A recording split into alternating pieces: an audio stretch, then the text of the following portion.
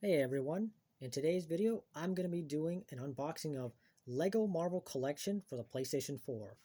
Now this is a compilation of three LEGO games, specifically in the Marvel Cinematic Universe, or Marvel Universe for a lack of better, I don't even know anymore.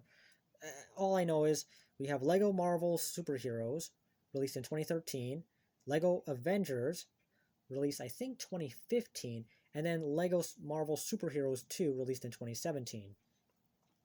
Three games plus all season pass content packed into one package, which I actually got for $10, despite what the price tag says. Walmart was actually getting rid of apparently had this on sale, but they were kind of cheeky about it and just did not list the actual retail price unless you use the price scanners. But yeah, you got three full games here, all in one package. It's a 1 to 2 player game, 50 gigabyte minimum, and of course you need a DualShock 4 controller. So let's actually open this up.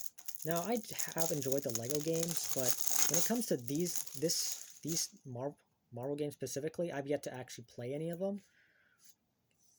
And I also feel like these games feel maybe a little too homogenous. I mean, really, I always keep forgetting that these two games, Lego Marvel Superheroes and Lego Avengers, are like two separate games, because Lego Marvel Superheroes came out in 2013. This was a year after the Avengers movie, and then in 2015, Lego Avengers comes out, and of course the second Avengers movie is out by then.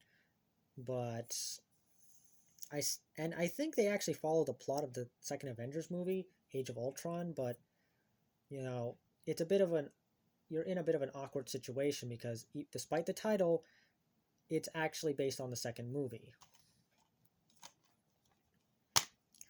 And oh, what do you know? Okay, so it's all in one disc, thank goodness. And of course you have the warnings, the photosensitivity warnings on the reverse here.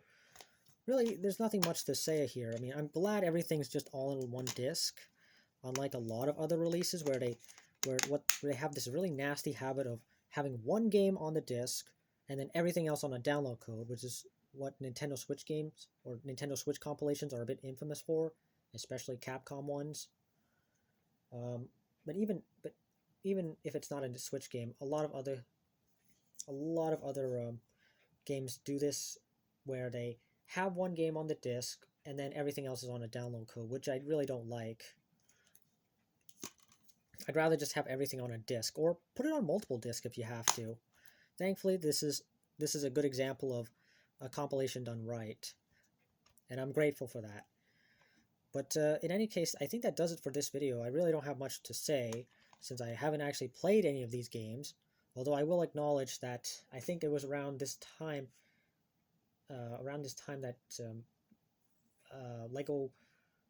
Lego Dimensions had to support for Lego Dimensions had ended, because of course it didn't do so well, and they basically decided to just continue on pumping out these games on like an annual basis.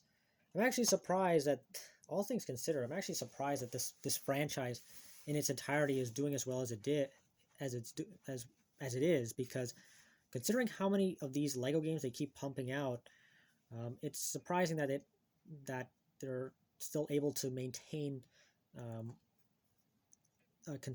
enough contain enough sorry generate enough sales. I mean, you'd think franchise fatigue would set in. I mean, it certainly did for me.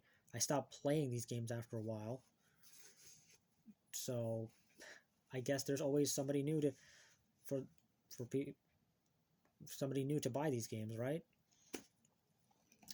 But I'll leave that up to you to decide. um, in any case, that does as always, like, comment, and subscribe, and I will see you in the next video. Take care.